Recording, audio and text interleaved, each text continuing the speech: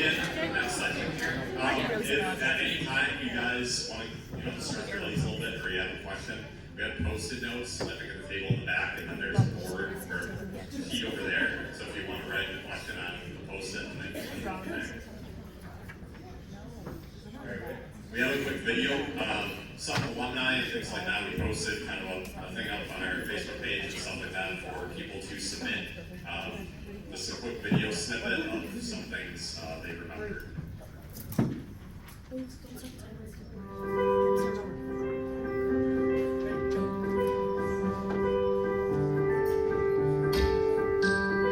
Hey WVC, I'm Brian Sharkey. You probably get a lot of emails from me as the program director for the Badger Region. I'm a 2001-2003 Marquette University grad and truly enjoyed my WVC experience. How has the WVC helped in my current career? It really has to do with networking, getting to know people, and really taking it upon yourself to make your volleyball experience, make your team, make yourself as successful as possible. As club president, I try to make that a success for my guys and myself at Marquette. And really, I think yourselves who are watching this video, take advantage of these opportunities because you might not realize it now, but it will impact where you're going down the road.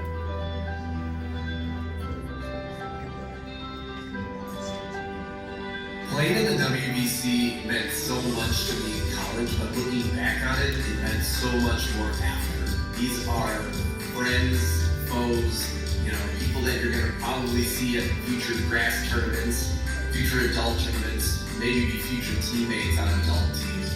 And I think while we were all competitors on the court, I think it was just great to be able to play against really elite athletes at other schools in WVC who did go on to play in NCAA or NAIA.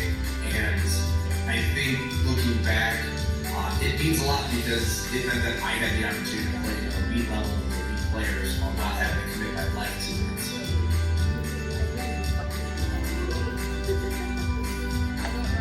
what advice do I have for the next generation of WVC leaders is I think get out of it what you're going to put into it.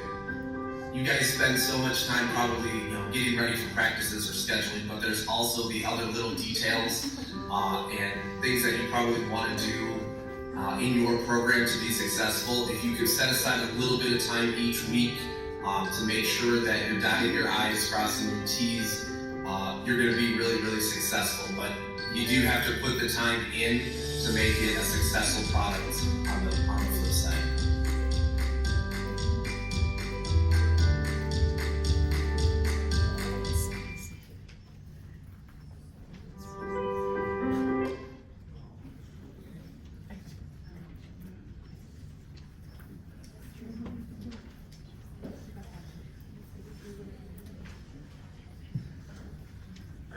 So our first kind of topic today, we're just going to talk about how to be an effective team leader. And this is more of, I guess, the technical side. Moriarty's and stuff like that are going to talk about more of the relationships between your players, being a player coach, running practices, all those types of things. We're going to talk through some of the more technical stuff. Hopefully keep it somewhat fun. So the packets that we handed out, this is something Rachel and I kind of put together. So one of the things we'll talk about is creating like a succession plan. So what happens after you're gone? How does the next generation of leaders take over? And this is just kind of like an outline we put together for you guys to kind of fill in. So if you all have pens at your tables, that you can just kind of write notes as it applies to your team throughout it. We'll kind of help you through that, and we'll do a little bit more of that at the end. Alright, so a quick Nelly poll. I think from here on out, you can also text in if the website wasn't working. So the instructions are at the top. And we just have a few of these throughout the slides and stuff just so we can gain some of your input. And yeah.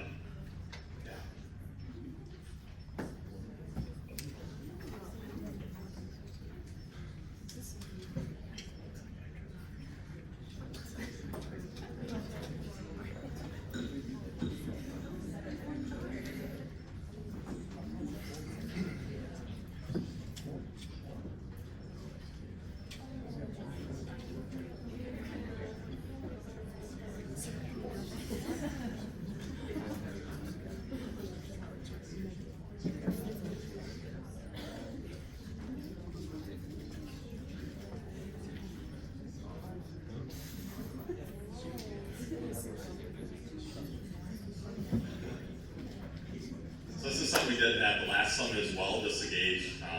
It was right before COVID, so things were a little bit different at that time. But yeah, it's kind of crazy the turnover we get, how many first year leaders we have. So that's kind of why we put this on. We hope they can gain something out of it. And the case, especially during COVID, that you don't know much about what happened because you guys weren't playing. So it's hard to know how to run a team if you weren't actually playing.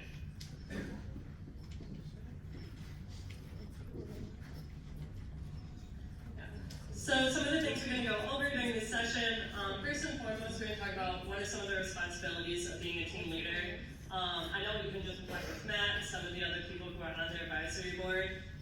Your team leader structure is completely different for every team. So we're going to give you just some general overviews of things that we did and that we experienced, but your team's going to be very different. So that's also what the package for, so you can fill in specifically for you.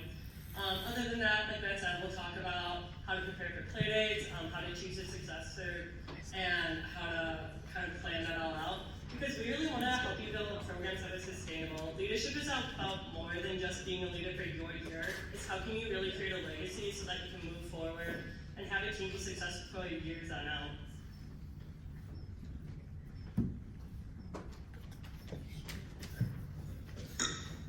So I went to Michigan Tech, shout out to you guys.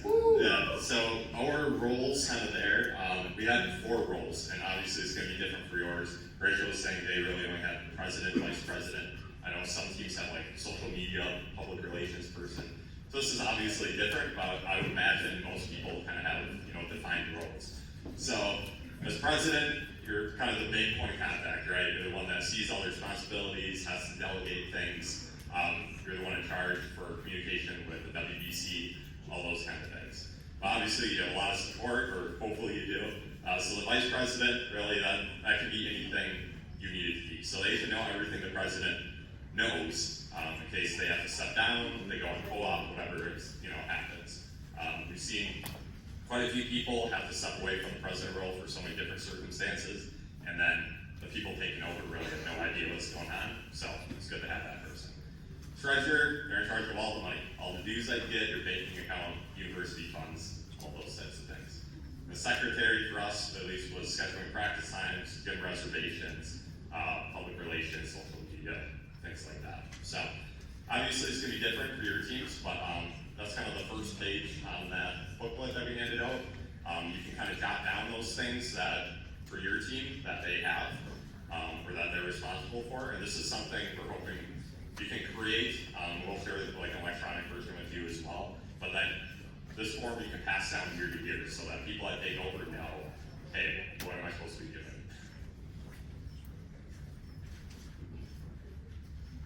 All right, one more poll here.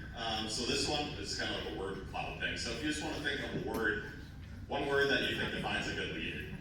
It can be anything, you just submit it, and hopefully it all pops up here.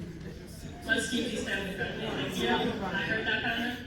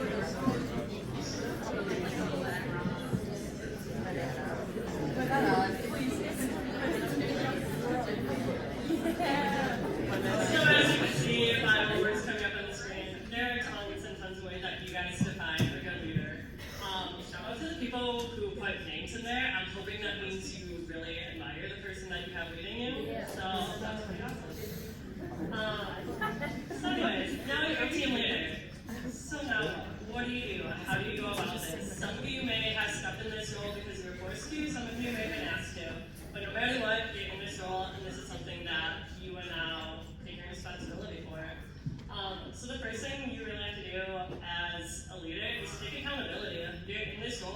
whether or not you volunteered or were elected, or someone just said, hey, you're in charge now.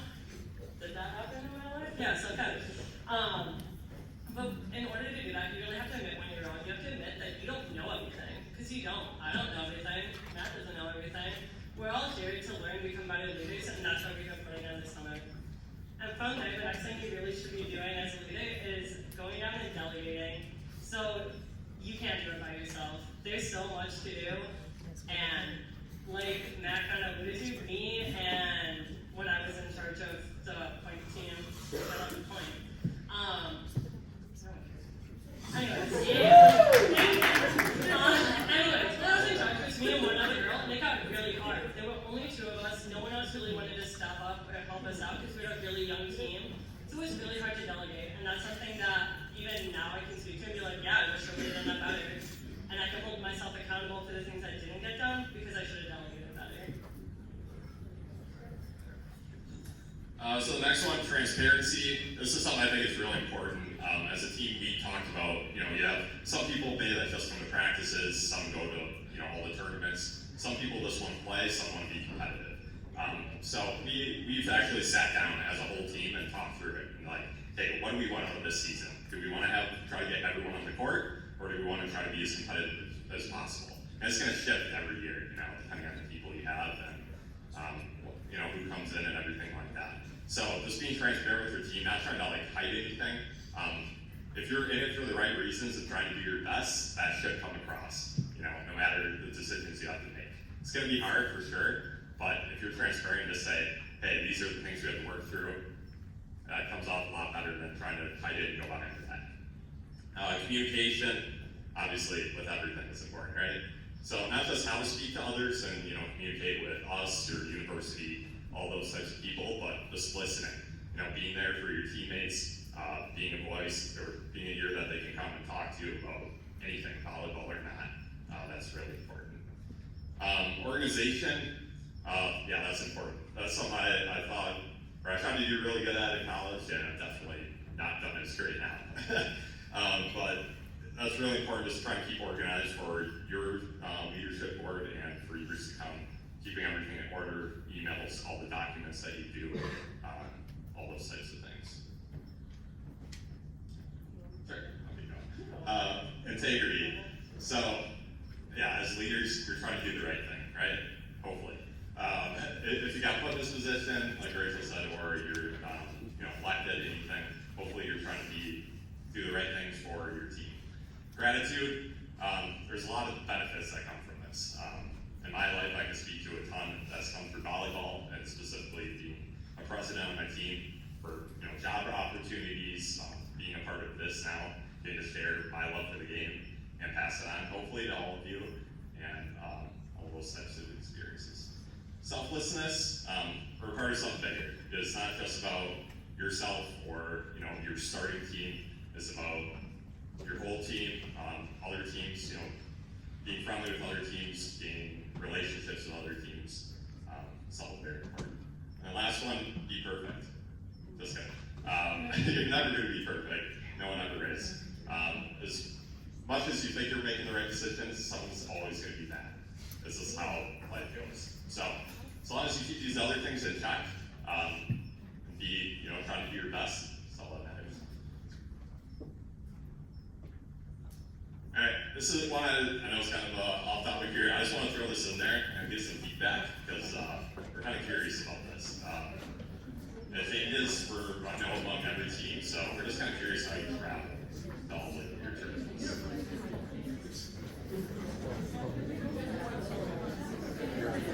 Other people like to everything. That's the warm-up. Yep. I'm Ronnie. Bob's. That's only the spring season.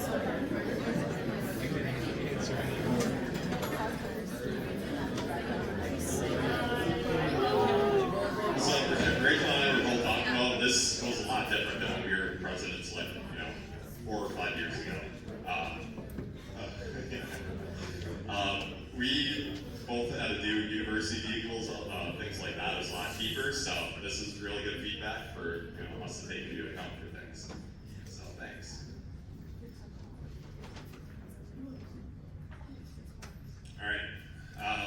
So we'll kind of talk through, some things you have to do as well with this, but kind of leads in how do you choose your successor? How does your next leadership board come in? What are important qualities for them? Yeah, so some of the things that we've kind of seen over the years that people do, some teams have elections and other teams kind of just choose people who have a lot of leadership qualities and ask them to step in. I know at Point something we really tried to hit on was picking people who were freshmen and sophomores who you could just tell right away were bought into the program, were bought into being a successful club years down the line. And we really wanted to help build them into being successful leaders. That's kind of how I fell into it. That's how my successor fell into it. And just from there, like things that we really needed to question and move forward from, like does your club president need to be the captain on the court too? I think this is a really big question to ask yourself. I know, like my year, there's a lot of drama about this, and it's a lot of hard feelings if people decide yes and no. So what we did was that we had elections for captains, leaders on the court, and then we had just appointed positions. Things to think about what makes a good successor. Like I said before, we really wanted to highlight people who were bought into the program. My philosophy when I was leading was to really build a family atmosphere. We wanted to make sure that the men's and the women's teams were good friends and actually cared about each other outside the court too. So we wanted people who had those types of qualities to bring people together. And then you want to talk about how Michigan Tech did this?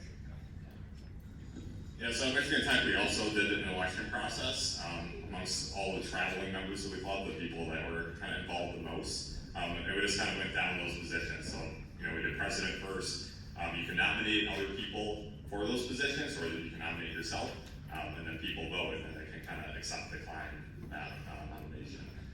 So we just kind of went through all the positions one by one, worked through that. To kind of touch on that first point, I think the answer to that question is no. It's a little bit weird. Most times that is the case, that as president, you kind of are that person. But it doesn't have to be. If you're more good with the technical side of things and someone else has a lot more volleyball experience and lead practices, those can definitely be separate. You can manage, all the management type of stuff, and you can have someone else kind of lead the team and things like that. So it creates a different dynamic for sure, but it's definitely possible. So if you're one of those people, don't think it all has to be, I need to do everything.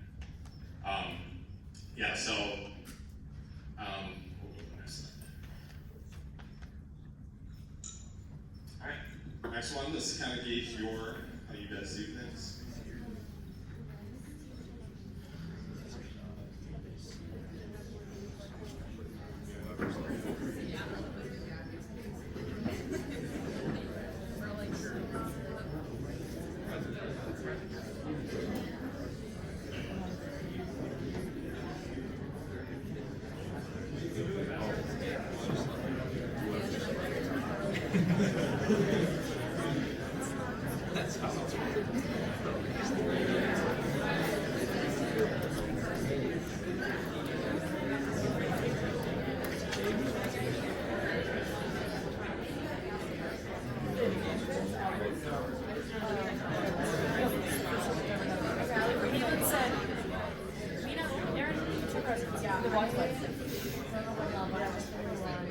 Alright, so it's kind of interesting here. There's quite a bit of variety. Obviously, most selected, but we've got some variety in other places. So if you're one that is on B or C or D, I guess if that's working for your club, great. But if that's something that creates a lot of tension and stuff, I think the election is a good way to go. But yeah, if you guys want to talk about how that works and things like that, definitely feel free to talk to us or other teams or that line. Alright, so this succession plan. So at Michigan Tech, we kind of have this plan that our leaders, kind of before I stepped into the role, they kind of created it, and then we kind of updated it as years have gone through. So I'm going to go through that document. That's kind of how I built this outline, and just kind of scroll through and show you guys examples. If you want to follow along and write down some things, that would be great. After we're kind of done with this part of showing you guys, we would like you to, we're going to ask you to go meet with other teams and just kind of talk about each one and kind of how your clubs are different.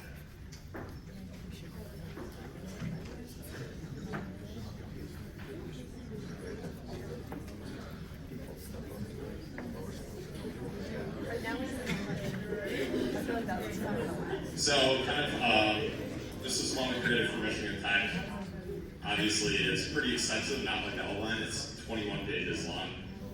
This is definitely something that's not like all on you that you have to do an entire time, but this is something that hopefully you can pass down and it evolves from team to team. So we kind of just outline all the responsibilities here. Obviously, you can know, kind of talk through a little bit of that before.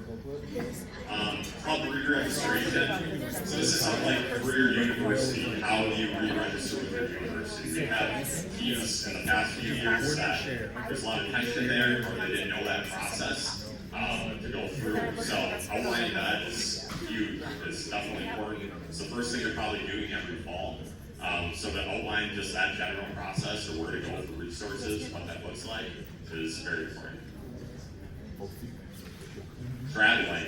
So outlining that, obviously based on the last poll, a lot of you are using personal vehicles, but for us we rented vehicles a lot because that was definitely the cheaper option. So we had 12, 15 passenger vans through the university that we were able to rent out. So we had that, all those forms and everything listed here. So if you don't do that and you do personal vehicles, I guess just how you handle splitting up gas, mileage, anything like that, based on whose car you take, might be important to know.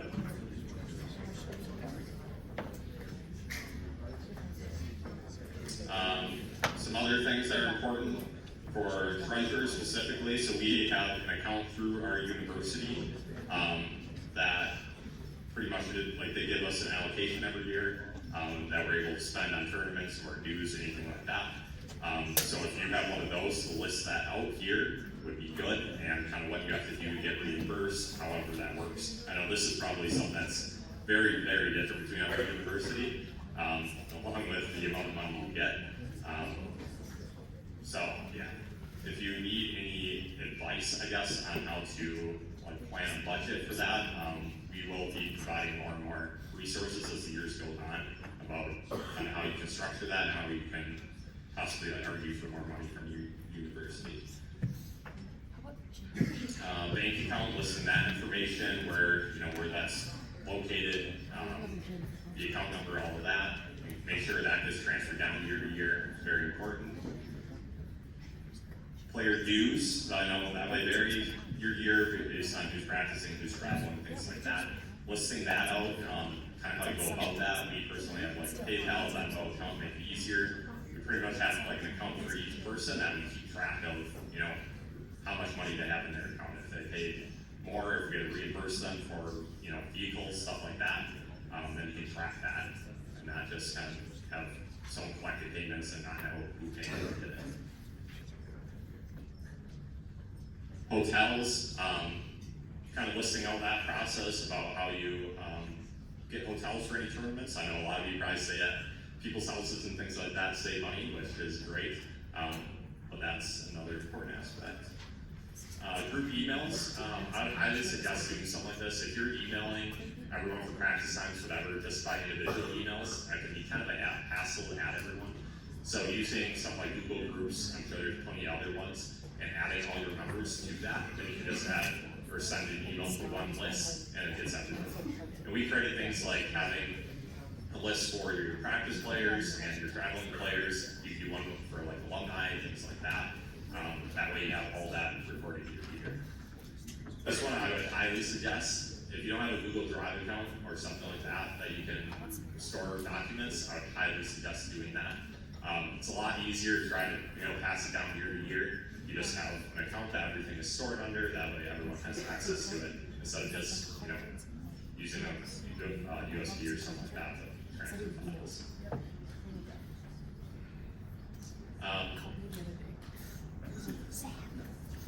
The next couple of things, I'll go through this a little quicker. So we just kind of created a timeline. So fall and spring, different things. If you have fundraiser activities, if you play tournaments, anything like that, just kind of lists what those are, what time periods those are.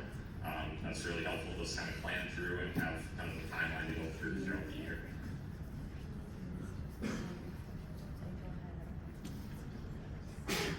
And then spring, that's mostly WVC stuff, nationals. So just kind of list general dates for that, for eligibility and submitting registration things. Any fundraiser, packed scheduling that you do recording that makes it a lot easier. So at the very least, just having links to things where you can get to it, that'd be very helpful for future leaders.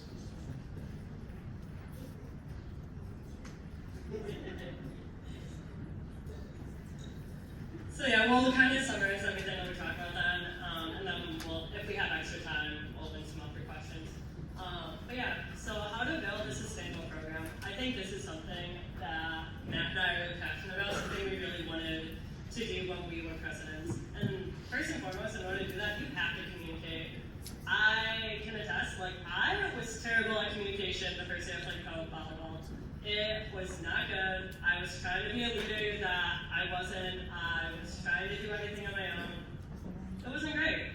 Then my senior year, I actually opened up, communicated with people, told them what was going on, talked more to Holly and Jason about all the questions I had, and actually became a successful leader. We had a very successful program that year. With that, I'll just put a little plug in. We have mentors for you guys. I'm a mentor, Ryan and Katie are mentors. We really want to help you build successful programs. If you have questions and you are intimidated to ask Jason or Holly or Matt for whatever reason, feel free to come to us. We really are here to just help you be successful. Next thing to build a sustainable program, make sure that you are being a leader that you would want to learn from. Be the person that people want to follow because you're being yourself. You truly dictate what your club's going to be. If you want your club to be a family, it's going to be a family. If you want your club to just follow you like you're the dictator and everything you say goes, you could do that, and people will maybe follow you, but also we've seen it time and time again, they could fall apart. Be the type of leader that you want to learn from. Ways to do that, prioritize your team bonding. Something we always used to do was we run a Mad Hatter tournament. I don't know if this still happens that way, but we run a Mad Hatter tournament between the guys and the girls teams. Guy picks up with a girl, run force. It's fantastic. We always did it over Halloween. I don't know if y'all still do, but that's something we implemented my year, and it's been really successful from what I hear of continuing to build team success. And with that, build relationships. You are all here because you have leadership qualities. You need to believe that. But you can't be a leader on your own. You can't just lead yourself in life. Build the relationships with the people in this room around you. Make sure you actually talk to people today who are not just the people that you drove here with. I promise you, building these friendships are totally worth it. And they're people that you're going to spend time with for a long time if you actually pour into that. Don't worry, we'll give you time to talk a little bit after this. I know we have one more. And the last one, build a family. I cannot recommend this enough. Obviously, like I said, if you want to be the type of leader, be it. But know your leadership style. Know the type of leader that you want to be. I will never be successful if I'm the type of leader who goes out and just dictates what people should do and tries to make everyone just follow me and like get in line. That's not who I am. It's not my leadership style. I tried it, didn't go well, went really poorly. And then I realized I'm much more of a servant leader. So I'm gonna go out, I'm gonna lead by example, and that's the way that we had a lot of success that season. Trust the process, you will figure it out. If you're struggling with it, build those relationships, come talk to us, talk to the other people you meet here, and figure out a way that really works for you. Your program will be successful after you're gone because that's what really matters. Like Jason said before, we're here to play volleyball. We're here to really build this legacy for the people who come after us so that they continue to have the ability to play volleyball through the WVC for years and years to come. And that's on you guys. If you don't want to pour into each other, if you don't want to build those relationships, it's not going to work. And we really want to see successful teams this year and for years and years.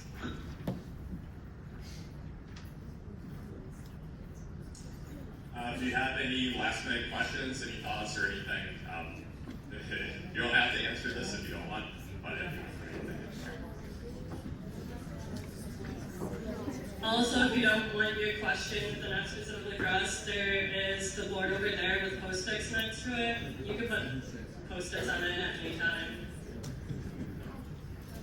What position did you guys play? I actually played middle as a lefty. I think I played everything but center. Played libero for a semester, and now I suck at passing, so that didn't work well. Maybe you did too, but mostly outside.